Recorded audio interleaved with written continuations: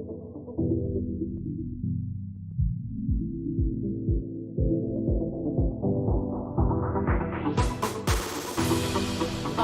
and soul, art, soul, art and soul, art, yeah, soul, art and soul, art, soul, art and soul.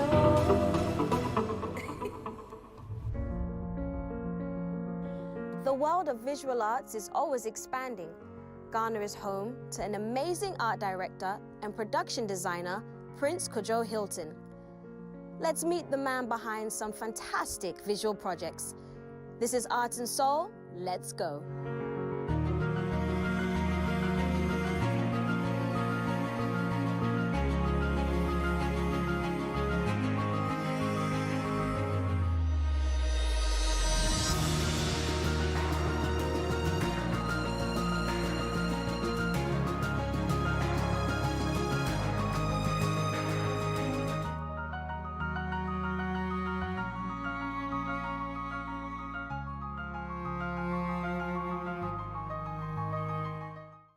So I'm here with the Prince Kojo Hilton, art director, production designer. He has so many phenomenal works under his belt, Hollywood productions and all. I'm super excited, and he's right here.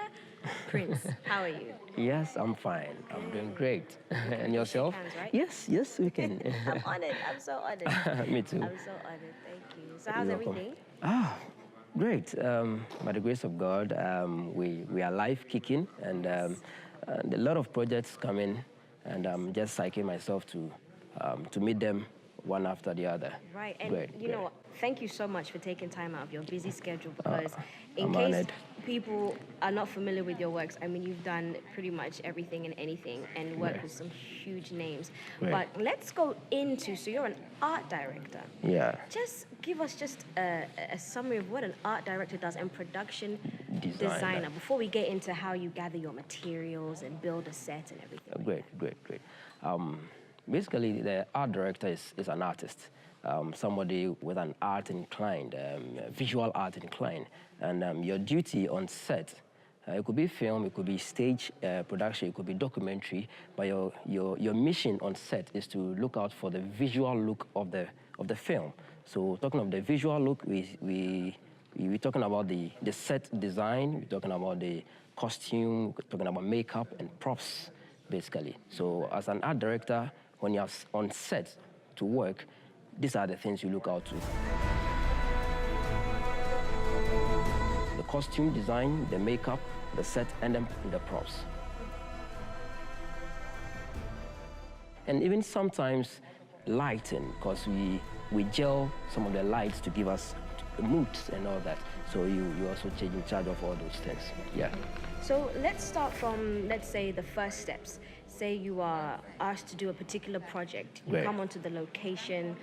What are you starting with? Are you starting with the floor plan? Are you looking at measurements, the scape of things, the architecture? Great. Most of the time, I get to visit my locations first before I work, so I can put myself in the space. After reading the script, because most of the time when I'm reading the script, I come out with my design format charts, where I get to know who is living in that space I'm creating. Where is he coming from? I need to get a background of the one living in that space, and then also next to meet the space, take measurements, look around, and things that will be hindrance to my setup. I get to sort all those things out before I begin to start construction. So it's a process, you know, right from reading the script, coming down with your drawings, technical drawings, dimensions and all that, and then meeting the location as well. So what timelines are we looking at from reading the script to checking out all the dimensions of your locations before you create? I mean, Are we looking at some weeks, a month? Yes, it takes a longer period. For me personally, it takes me a longer time to finish up reading a script, because when I am reading a script, I get to visualize the scenes, and after reading scene one, I come up with research books. My drawing pad is closer to me, and I get to sketch down whatever I was seeing in my mind's eye reading the script. Then after that, I will put it in the context of the script, you know, and before discussion with the director or the script writer, if there are certain elements in the script that I need to let him know that it won't be possible, or we need to tweak that very scene a bit. So it starts from after reading, I get to meet the director and then the script writer, if possible, and then before I get on set.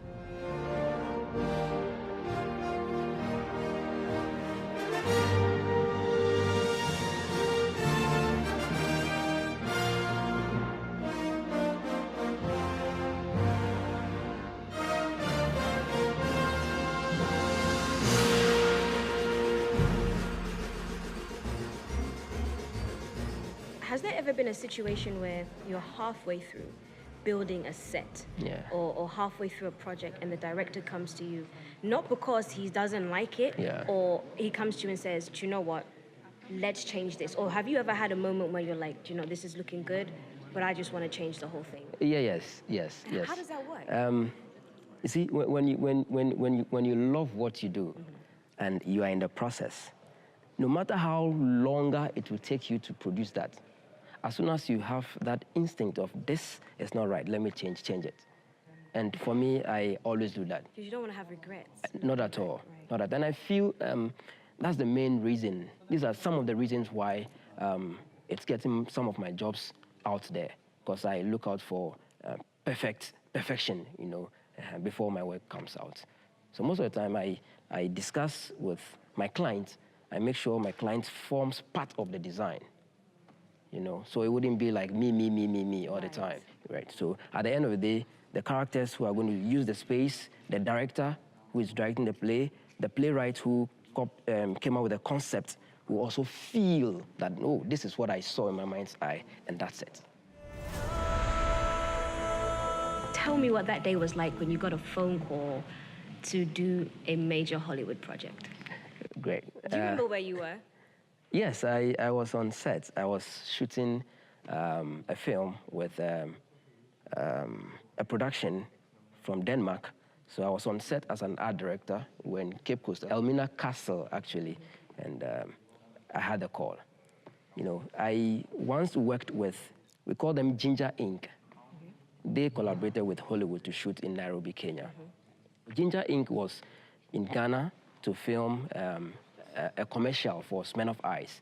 And I had a chance of working on set as a property man and then the scenic artist. So after my work with them, I realized they enjoyed... They fell in love with They fell in love with my works. You don't need to be humble. They fell in love with Exactly. And then they prompted me that there's a huge project coming up in Nairobi and they would love to get me on board. So I said, okay, I'm on standby. Wow. So the day the call came through, I was so happy. And then it came with other things I'll tell you about when you ask. Okay. All right, well, then let's quickly run through some of your latest or some of your most elaborate works. So we've Sense8. Sense8, yes. Sense8. You worked on Beast of No Nations. Yes, I worked on. What else? I worked on. I created the first ever man-made volcano in Africa. That was in 2012. And then I worked on Sasa and AC, a stage production, which I used this set you see right there behind you. And I worked on Latif play, which Men Don't Die. I worked on Beauty and the Beast. My recent production was Beauty and the Beast with Tema International School, which it was staged right here at the National Theatre.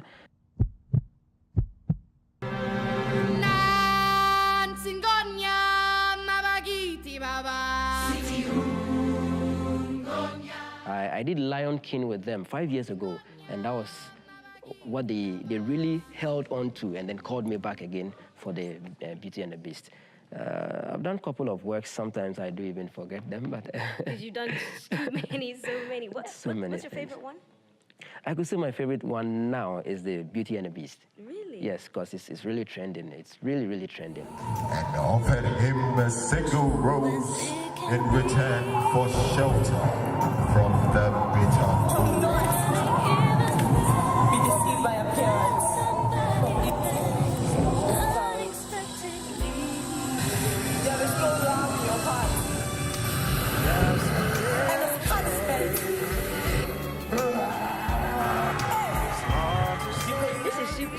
exciting because as the consumer, as the audience, we go to a movie theater, or we come to a play, a production, and you know, we appreciate it, but I think mainly the focus is on the actors. Yes. It's always on the actors, which is fine. They do a phenomenal job.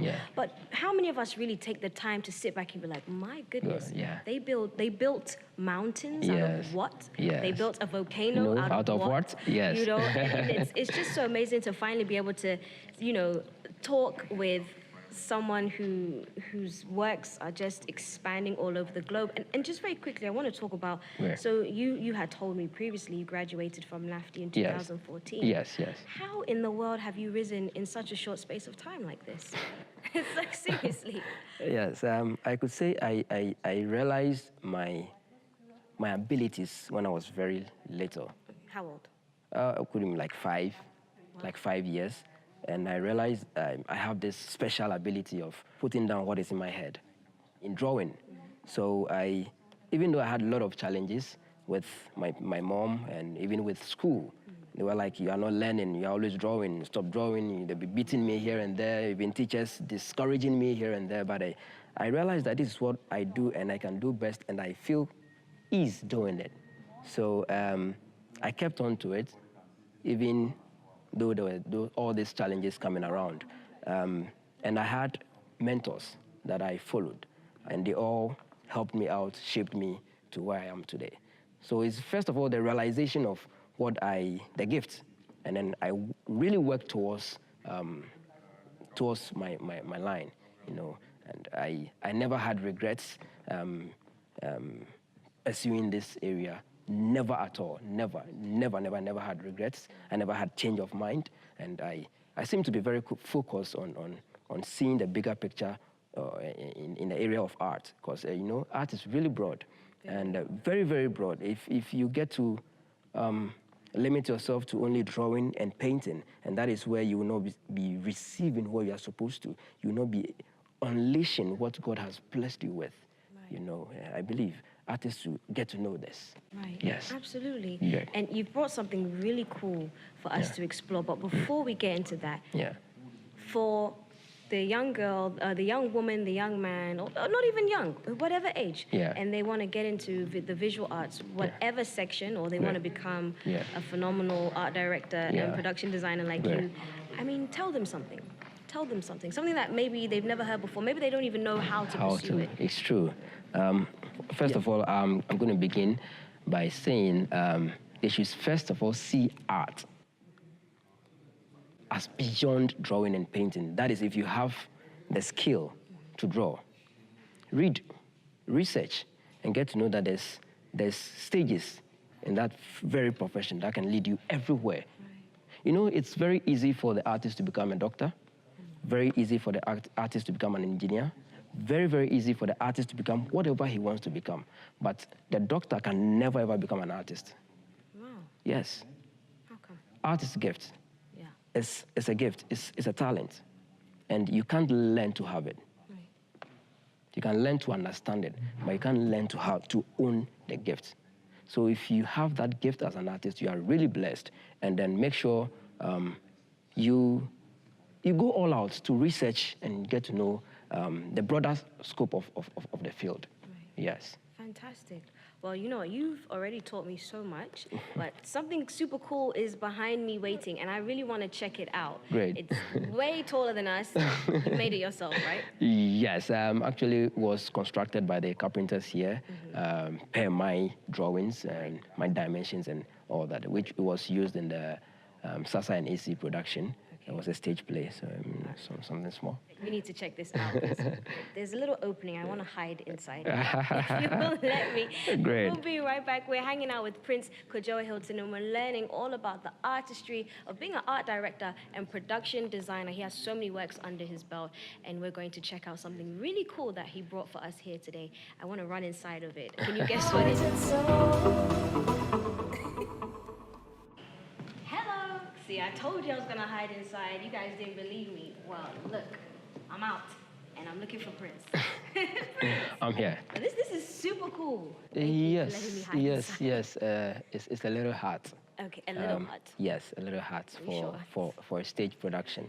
All right. You know, Actually, the National Theatre has actually been a very great instrumental in my upbringing. I got here when I was very little, somewhere in JHS, and that was where I started visiting the National Theatre, and I was introduced to all this right here at the National Theatre. I could say this is where I got the inspiration and the motivation to keep on doing what I'm doing today. Right. So I give all credit to the National Theatre of Ghana. Yes. So tell me about this. So this was used for which production? I was used for Sasa and AC. Yes. Yes, Sasa and AC was a stage production by my uncle called Mr. Johnson Edu.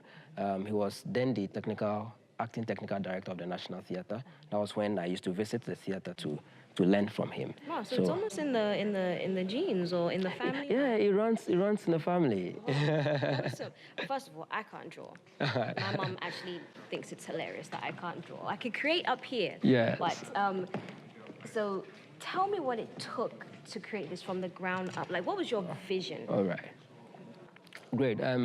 First of all, after reading the script, I realized I need to come up with a village setup with some forest and a compound, kitchen and all that. So I did a little drawing as to how it should look and a technical drawing of how the hut should be constructed.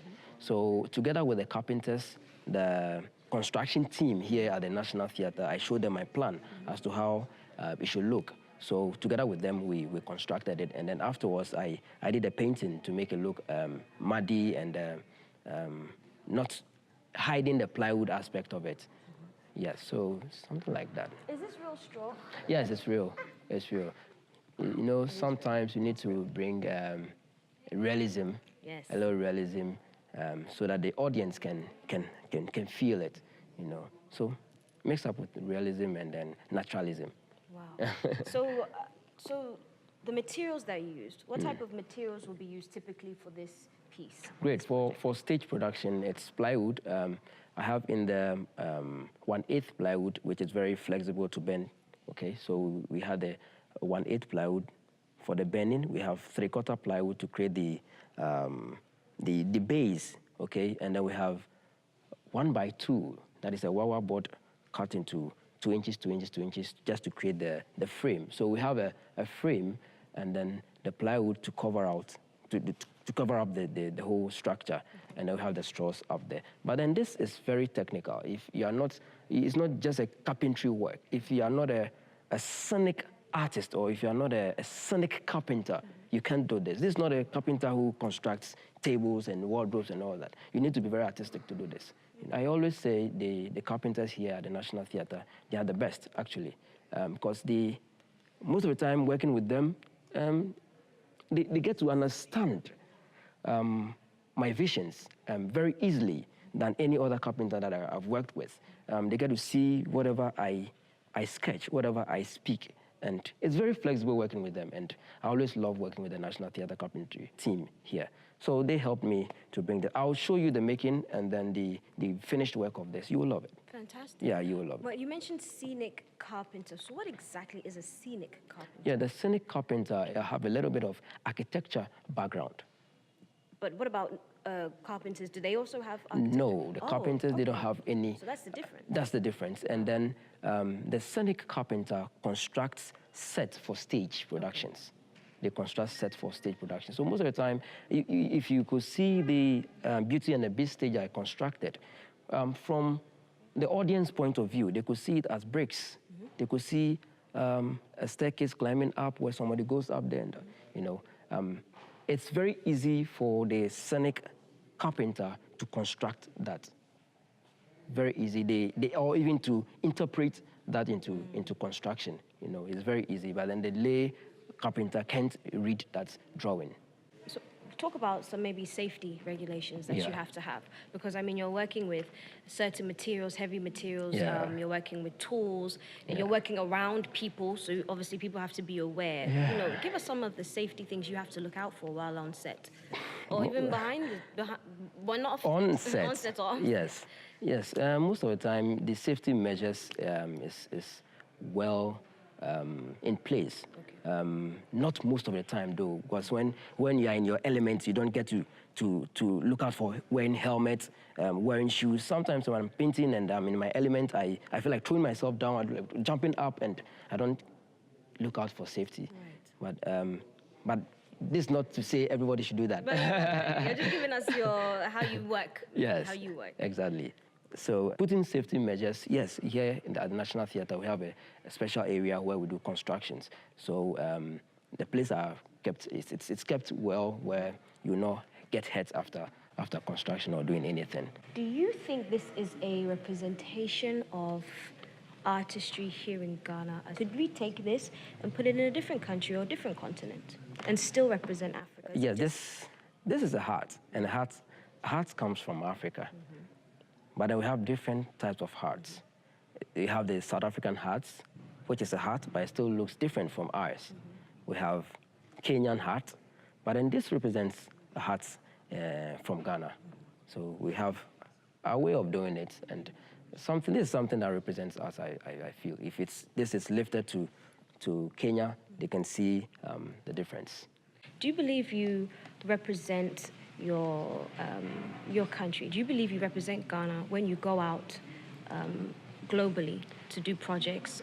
Even though they give you a certain, they want you to create what they want you to create, and be creative with it, if that makes sense. Yeah. But do you feel you take a piece of Ghana with you? Yeah, sure. I remember my recent production in Equatorial Guinea. I was there to set up a space for a fashion show in Malabo and Equatorial Guinea. And, the position I was asked to do, to design a space for where the presidential sittings would be, like the presidents and his associates and all those people. So I was asked to design that area. I tried to kind of put out what I do here, a bit of Ghana, into that feeling, Somewhere last year, I was in South Africa as well, in Johannesburg, where we were on a project. And everything I painted, everything I constructed, I make sure I have a feel of Ghana in my line of display. So I had a graffiti display. I did a construction of costumes and all that. And then, yes, sometimes I also have my Ghana flag around my neck. Fantastic. Around my neck whenever I'm out of the country. So at least for the world to get to know that I'm coming from Ghana. Fantastic. Great. Do you think we've been exposed enough yet when it comes to this part of art and artistry? Or do you think we're getting there? Because, we already have quite a few Ghanaians in Hollywood, yes, in music, and, artists, designers, when it comes to clothing and architecture. Yeah. But do you think we're really making our mark? Yeah, we're getting there, but we need to work hard, much more harder. We shouldn't be comfortable where we are now. We should keep going. People like us, I don't know when we will say we are stopping what we are doing today. We can't stop it. So we need to keep moving. And then it's not about practicing alone, okay? You need to also impart. That is one thing. It's better you impart what you have or your gifts, so others can also benefit. So this is another program I've also started doing. I started since 2010, and imparting to the young generational artists. So I taught schools, secondary schools, which I term it as Visual Arts Students Empowerment Project. Visual Arts Students Empowerment Project, VASEP. So I get on with the students, have a short talk, exposing them to other areas that they are not preview in school, and then also have a practical section with them. And at the end of the day, they get exposed to other things like the scenic artists, the storyboard artists, the makeup artists, the special effect. Let me tell you this. I always say, if someone begins as a graphic designer and ends a graphic designer, it's a failure. That person is a typical failure. Now, there are stages in every area. A graphic designer grows to become a motion graphic artist, from a motion graphic artist to a visual effect artist. And that is where a graphic designer should be seen. So these are some of the things I expose to the students in the school. If you are doing picture making can take you to the theater, can take you to film, can take you to becoming an art director, becoming a property man, becoming a costume designer. You know, when you are doing textiles, you should be privy to fashion design, you should be privy to costume design. Right. I've been having series of workshops with fashion design schools. And trust me, most of them has never heard of costume design. Really? Yes, it's not a shock. Okay. Because even in the schools, they are not being taught what they are supposed to know. And I have a big problem with our educational system right here in Ghana. And I'm trying so hard to bring that change. Right. So gradually, that's it. Fantastic. And before we let you go, so I want to know, so you've worked on so many sets, you've television, Yeah. movies, Yeah. theater, so much. Right. What about me? What scene can you see me in? Try to give me Ooh. the theater pose. Make it a nice one. Pose you. I'll think of something. You'll think of something. Yes. Can it not be gruesome? Maybe a fashion model with a background of some maybe scary scene behind you. I hate then scary stuff. yes. And I've seen some of your makeup, and it's gruesome. And I tell you, if I look on TV Yeah. and somebody's makeup is gruesome, that means the person has done a great job. Because I will turn off the channel. Because I'm so squirmish. I can't. And that means, and I was looking at some of your work, and I was like, ew. That means you really brought it to life. Great. That was Adam's video. Nyajilo Nyakwe. You saw that video? okay, Yes. okay. Yes. So that was it. I created zombies. I created cemetery. You know, and all Too that. real. Yes. No. Can you put me in like And maybe a forest with flowers? a forest with flowers, a garden. Yes, we yes. go. I'll create a scenery for you to just pose and take some pictures. Wow. No, thank you so much. It's been amazing. Great. I've learned a lot. I'm honored to have you. I'm on. Thank you. Thank you. Thank you so Prince much. Kojo Hilton. I'm honored to have you. And anytime, just call on me. I'll be there. Thank you. Yes, Thank you yes. so much. Great. Guys, you've been hanging out with myself and Prince Kojo Hilton, and you're going to see some of his works all around. You probably have, and you just don't know. But now you know. You know the man behind some amazing projects and artistry here in Ghana and across the world. This has been another episode of Arts and Soul. I've had a lot of fun. And Kojo, if you don't mind, I'm about to go back into my hiding place. All right. Bye.